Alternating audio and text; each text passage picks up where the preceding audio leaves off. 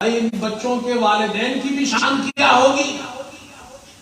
फरमाया उलबिस वालिदुहु ताजन यौमल क़ियामा दौउहु अफ़ज़लु अहसनु मिन दौइ शम्सि फी बुयूतिद दुनिया लौ कानत फीकुम फमा ज़न्नुकुम बिल्लज़ी अमिला बिहाज़ा औ कमा क़ाल अलैहिस्सलाम। इस हदीस का मफ़हूम और खुलासा ये है, हाफ़िज़ कुरान के वालिदैन को ताज पहनाया जाएगा और वो इतना रोशन होगा कि सूरज से ज्यादा रोशन होगा। और एक वाक़या भी सुन लीजिए, उसके बाद मैं आपसे इजाजत लूंगा। औरंगजेब आलमगीर का जिक्र मैंने आपके सामने किया, उसकी बेटी ज़ैबुन्निसा का जिक्र किया। ये मुगल बादशाहों में पहला बादशाह है जो हाफिज कुरान था, जो बड़ा दीनदार था।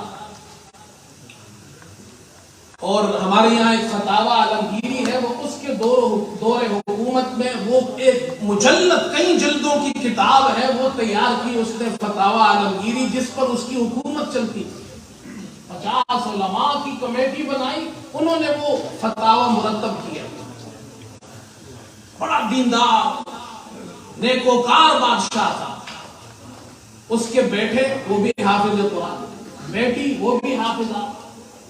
जब उसके बेटे ने कुरान हिफ्ज किया तो वो अपने बेटे को लेकर अपने वालिद शाहजहां के पास आया और कहा, अब्बा जी आपके पोते ने कुरान मजीद हिफ्ज कर लिया।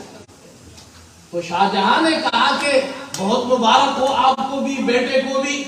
लेकिन शाहजहां ने अपने बेटे औरंगजेब आलमगीर से कहा, तुमने अपने लिए तो ताज का बंदोबस्त कर लिया है, मेरा ताज कहां है।